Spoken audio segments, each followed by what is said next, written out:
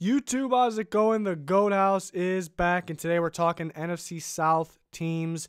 Basically, we're going to go team by team, look at who they could cut, who they should cut maybe, who they could trade, what they can get for in that trade, and what their cap situation looks like right now and what it could look like going into free agency. So kind of fixing some teams' cap situations. We do this for all divisions. This is the second to last one, so a lot of divisions, teams already uploaded on the channel. So NFC South today, and then one more, NFC West will be the next one, and the last one out of these. We also have free agency prediction videos, we got NFL draft videos, lots of stuff here. So if you haven't subscribed to the channel, please do so. We're trying to reach our 20K goal. Clicking the like button, we much appreciate it as well. But let's get on to the Falcons. We'll start with the Falcons. I still think they can get back to that contending state. Missed out this year, disappointing year. Injuries early, mainly on the defense, and in Devontae Freeman as well. So they have pretty good cap number here, $28.6 million. We're using this website, spotrac.com. I'll put a link in the description. Helps us get that exact number in different scenarios. So very cool sites. But what could the Falcons do? A lot of question marks here. There was rumors that they could trade for Antonio Brown, and Julio Jones kind of put those to sleep. They're saying they're fine with what they got. They don't need him. So yeah, I don't think they really need him too. But maybe we can't rule out a trade scenario completely. They do need to re-sign guys like Grady Jarrett. Maybe they want Tevin Coleman back. Maybe they don't. They have enough to get those two guys back, but not much after that unless they make some cuts. Maybe they don't get Grady Jarrett back. I think they would try. He's going to take some money, but I think they'll try. Rumors that they could trade Vic Beasley. That's out there. They will not cut him. That would be shocking if they cut him. I think a very good player still young, 27 years old. Led the NFL in sacks a couple years ago. So, and they've been trying to move him around too because he's more of a 3-4 outside linebacker, and they're trying to move him around spots a little bit after he, I question that. I think keep him at that defensive end spot, but maybe he does fit a 3-4 outside linebacker spot better. Maybe he can dominate in that role. So maybe one of those teams want to try to trade for him.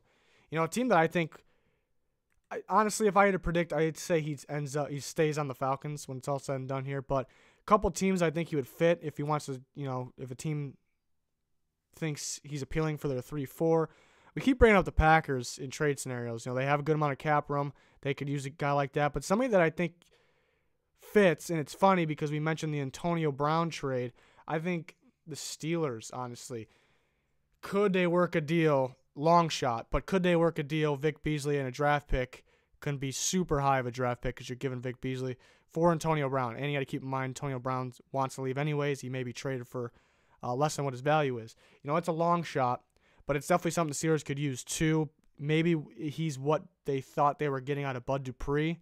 He's been okay, been getting a little better, but really hasn't lived up to his hype. I think Vic Beasley is that guy that Bud Dupree was supposed to be, honestly. Honestly, they're pretty similar. I think Vic Beasley is supposed to be more of a 3-4 outside linebacker, and maybe Dupree could play an end spot even. So maybe he's involved in this trade somehow too, but it's very unlikely. Just a scenario, interesting scenario. But I think this if the Falcons want to move Vic Beasley, I think this is still a trade that can happen even if it doesn't involve Antonio Brown, because the Steelers are going to move from Antonio Brown, we expect, so the cap space will be free. Then they need another pass rusher opposite of TJ Watt, so it's an option here. Let's see what happens if they do trade him. You save $12.8 million in cap. That's a lot. That's a lot. So you can go find your other pass rushers that could take one with or without Vic Beasley on the roster at their current first-round draft pick. They can take an interior D lineman to either take Grady Jarrett's spot or to play alongside with him if they get him back. They can take an offensive lineman. The offensive line wasn't really the same this past year, but I still have confidence in it. So that's something to look out for. Again, if I had to put money on it, I'd say he stays on the Falcons. Some other guys, linemen didn't really play the same this year, but it's hard to come across some, so some good ones. So I don't know if they would cut any. If they were, I never really was high on Brandon Fusco, so maybe they would cut Brandon Fusco. They saved $3.3 million. Very good offensive line class, so you may be able to draft a day one starting guard in the second round even, somewhere like that, second, third. So maybe use it in the first. I'd say they go defense maybe in the first, but you're up to $32 million in cap, so I think it's a possibility. Jack Crawford's a possibility. I don't think it happens. He was actually kind of quietly solid last year, I thought. But they could be looking for more of the true starter opposite of Grady Jarrett. They may need two of those guys, so we'll see. The McKinley's in trouble off the field. I heard at one point. Don't think they do anything with him. He has a lot of potential. Still young. Still more years deserved if he can stay on the field. Doesn't get in trouble off the field. So not many. Looking forward to Isaiah Oliver stepping up this next year. DeAdrian Snot. Some of those guys. Maybe Ito Smith gets more of that role.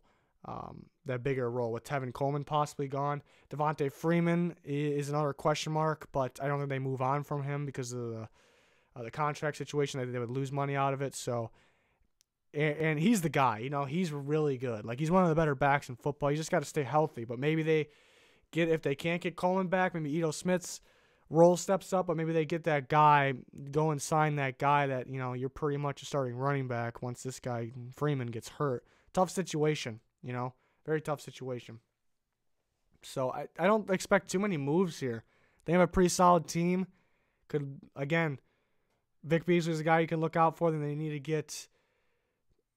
they could use pretty much anything on defense. It's not like a glaring need. Can use another DB or two. Got some young ones, though. Linebacker unit is pretty solid. It's pretty young, too. D-line, you need another pass rusher, but you got some young, solid guys, that can step up already. D-tackles, I guess, is the more glaring need because Grady Jarrett's a free agent. You could use one even with him. And offensive line's got to pick it up, so offensive line could be a need. Don't really think anything else on the offensive side besides running back, but if Freeman's healthy, you don't really need anything. So, honestly, if this team was exactly the same as it was last year, it wouldn't surprise me if they're a playoff team. I think they should be a solid team. They just got to stay healthy and figure it out. So really, we only had one cut. I think it's possible. It's a possibility that he doesn't even get cut. So I think we're looking around 32, just under that, in cap space. I'm predicting them to offer Grady Jarrett. We'll see if they can get him back. Tevin Coleman, yeah, they may need him back because he knows the offense. Maybe they want to get better. Maybe they want to go for Le'Veon Bell. They got money, but it's crazy. We'll see. We'll see what happens with the Falcons. We'll move on to another NFC South team here, and we'll do the Carolina Panthers. Tricky situation with Cam Newton. May not play because he's hurt still, but he could play. $11.6 million in cap. Expect Quan Short to step up a little bit. Matt Khalil is a tough one here. That's too much money for Matt Khalil, but it's really hard to find left tackles. It really is. That's tough. What happens if they cut Mel? They don't even save money. That was a bad contract. Don't think you're gonna be able to trade him with that money. That was a bad contract. He's not terrible. There's a shortage on left tackles in general. So we'll see. I think Mario Addison can go if it saves money. Oh yeah, 7.2. I think you send him. Packing. He can play, but you see how important this pass rush is in today's game. It's right there with quarterback. You definitely need to upgrade. Quarterback pressure was pretty much pathetic, I'd say, on the Panthers' part defensively last year. So you need upgrades here. You're not going to pay Addison to be a $7.2 million. You're not going to take that cap hit for him to be a rotation guy. Are you just going to – you really need two of those starting pass rushers. I think you need two of them. I think you can turn it around with the draft, with free agency. I think you cut him. You need some more cap because you may need a quarterback too. I think it should be a no-brainer. I'm not going to sit here and say it's guaranteed. I think it should be a no-brainer. You got $7.2 million you can save with that. I think you do it. Dontari Poe, he hasn't really been much in the last few years. So what happens if you cut him? Cut $2.6 million. Is it worth it? It's a tough situation there. Greg Olsen, could they move on from him? He can't seem to stay healthy. Now you lose money from him. You might as well stick around.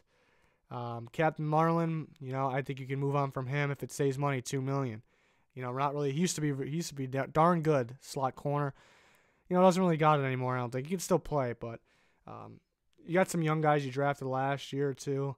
Vernon Butler, I think, could go. You don't save anything. I think he only can go if it's a trade. I think there's some teams out there that could want him because, maybe teams that were high on him in the draft process. When free agency starts, teams most of the time use, especially the younger guys, they use their draft evaluation on these guys. Because they watch them play in the NFL, but they watch them more in the draft process. So some teams were still high on Vernon Butler, hasn't lived up to anything. So maybe a team will trade a late round pick for him. You know, the Falcons could use him. I don't think they're going to trade him in the division. Maybe they would. You know, which teams, identifying the teams is actually, I think the Vikings actually, maybe they don't, I don't know, maybe they would trade it to him. They're going to lose Sheldon Richardson. They could use another D tackle, and for the cost of maybe a 7th round pick, 6th round pick, if they have it, I think they can do it, and you save almost 1.6 million. So I think there you go.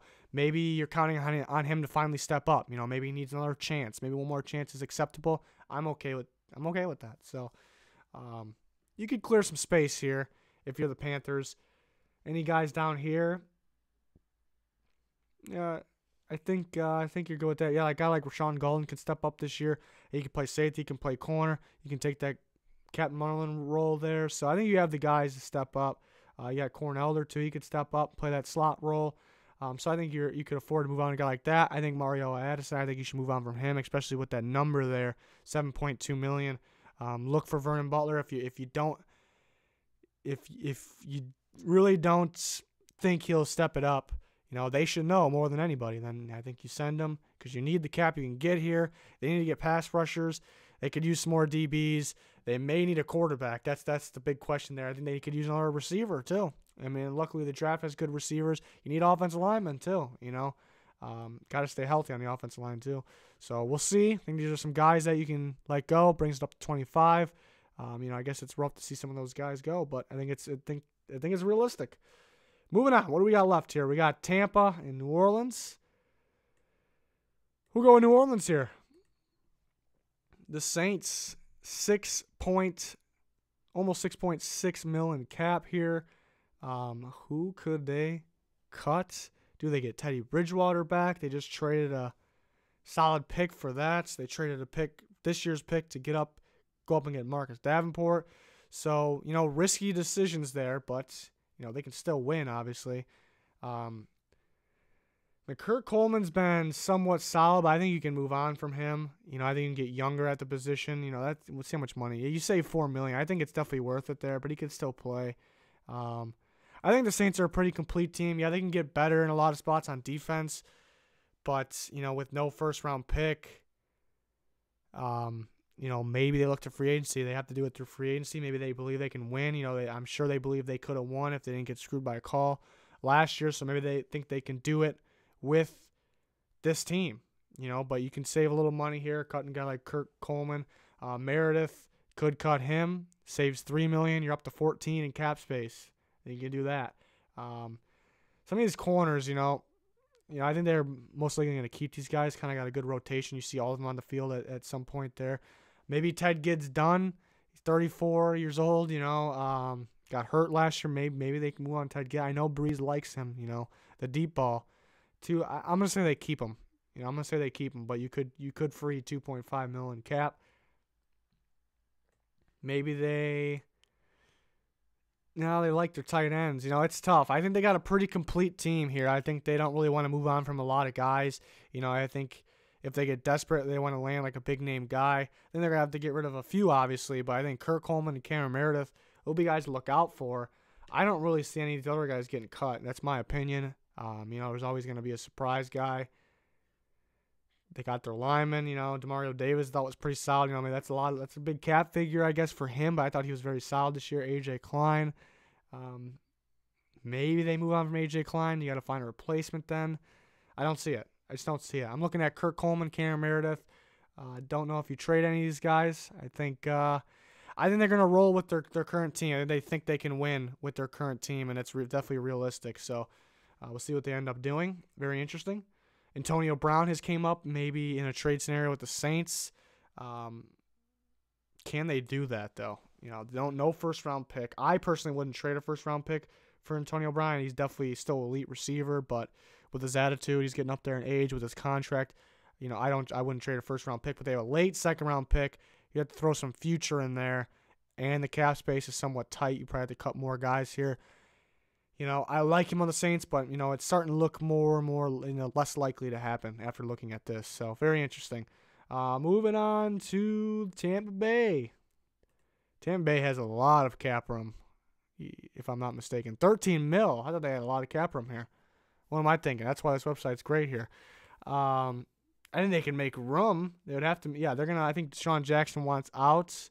If they cut him, they save $10 million. There you go, $23 million. They could be in the Le'Veon Bell, sweepstakes here. I think they can land him. I think it's a possibility. But they got to fix their cap a little bit here. For some reason, I thought they had a decent amount. Who are they paying this all to? I guess these guys right here. Pierre Paul was solid. That's a lot of money. Oh, Gerald McCoy. Skipped right over him. They're going to cut Gerald McCoy. That's where I'm coming up with all this cap room because they're going to cut Gerald McCoy and Deshaun Jackson is what it sounds like. So the reason for cutting McCoy is because with Todd Bowles in there, I think they're going to switch their defense more to a 3-4. From a 4-3 to a 3-4, which I agree with. I like McCoy. He's good, but I think he's strictly a 4-3 D tackle. And why is it good? They're switching to a 3-4. And then they got guys that kind of fit that a little better. Vita Vea, I think more of a nose tackle. I think it makes sense. I think the linebacker unit's good in the 4-3, but I think it can be excellent in a 3-4. Yeah, they would have to get Quan Alexander back. I think he can fit that, though he could go elsewhere. We'll see. But yeah, I think it makes sense to cut McCoy. You save $13 million. 1, he doesn't really fit the defense. 2, number 3, he's 31. Number 4, he does get hurt sometimes, but at the end of the day, he is a good player. But there's 4 good reasons there to cut him. Deshaun Jackson, you don't want to cut him really. If he doesn't want to play for you, then if I'm in there, I do want to cut him. But he doesn't want to play for you, so you cut him, and you save $10 million. He's getting up there in age too. So that brings up to 36. So pretty easily, you can save some money here. Bo Allen, I think you could move on from Bo Allen really too. You save $5 million. I didn't like that contract at the time. I think you can do it here. Man, Hargraves hasn't really lived up to the hype. I think I'm going to say they keep him, but that's an option. Golston, I think you move on from him. $3.7 million. You're changing this defense up. Unrein, I think actually can actually fit a little better in a 3-4 rotation guy, if that makes sense. He played for the Bears for a little bit, 3-4. So I think he fits a little better as a rotation guy. Not going to start. Maybe you have to start him. Ryan Smith. You can move on from Ryan Smith, $2 million. Carl Nassib really, I thought he stepped up actually here. Hopefully Ronald Jones can step up. You got the corners here. Great draft last year. MJ Stewart, Carlton Davis. I like Carlton Davis a little better. I think these are your future corners. Obviously, you need a slot guy. Hargraves, maybe he can step up. These guys don't get paid an awful lot. I like Jordan Whitehead too. I think he can be their safety. You hope that Justin Evans steps up, but you got the draft. You got some good picks in the draft. You get the young talent in there. $46 million we're up to. $46.8 million. That's while cutting Deshaun Jackson, Gerald McCoy. I expect both those to happen, and I think it's very realistic that Bo Allen and William Golston gets cut as well. So I think those 4 we expect to happen. Maybe they hang on to Ryan Smith. Maybe they cut him. 50-50 there. But I'm saying I think it's safe to say somewhere around $40 million range. I think these are moves that should happen. And luckily they're able to. I think they're pretty easy moves. You're not losing money on these. I think it's realistic, and you're able to get that cap space. You can go out and get more defensive players. You can go get Le'Veon Bell. You need that big-time running back. He's familiar with Bruce Arians' offense. Go out and do it. So I think the Bucs, the way we sit right at this minute, doesn't look like the best situation, but very realistic to get to a good situation here. So that's the upside there. Humphreys apparently wants a lot of money too, so you could, and you're going to lose Deshaun Jackson, so maybe you want Humphreys back. Maybe you look to the draft. Tough situation there, I guess. They do have some needs. They got a good coach, though. They got to stay healthy. Got to get more pass rush. Honestly, Pierre Paul, that's actually a tricky situation now I'm thinking about too, because I think he's strictly a 4-3 D end. What happens if you cut him? You save $14.7 million. He had a pretty solid year. Will you be able to trade him? I think it's possible. Now I'm thinking about it. I don't know if he fits this 3-4. I think he'd play the DN still. I think he can play the DN in 3-4, but maybe it's not the best situation. Can you trade him to a 4-3 team with a lot of cap? Again, the Panthers, I think, would love to have him, but I don't think they're going to trade him in the division here. I think it's banking on, a lot of teams looking for the 3-4 edge rushers lately. The teams are starting to switch more to 3-4. I've always been more of a fan of 4-3. The speed rushers usually tend to come from the 3-4 outside linebacker spot, and speed is the name of the game today. the faster paced offenses. So I guess that's why. Would the Colts want? I don't think they would do it. I don't think they would bring him in. They can use him. Don't know if they would bring him in. Other teams here, the Dolphins, if they can clear some cap space. If the Patriots lose Trey Flowers, trade him back to the Giants. No, I'm kidding. The Raiders, don't know. And then they're going for that rebuild. I don't think they want to bring in any veteran guys, spend the money there. If the Seahawks lose Frank Clark, it's tough. I'd say the Dolphins may be interested. It's going to be hard to trade him.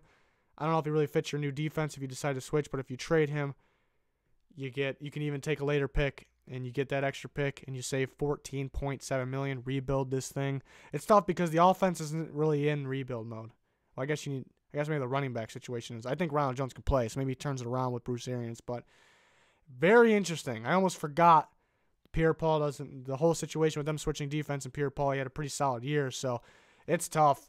But you could potentially save some good money and maybe get some draft picks in there. Maybe you can trade Deshaun Jackson, but the fact that he wants out, his attitude, his money, and he wants to go to a contender, that whole situation might make him untradeable, or teams won't want to trade for him, I should say.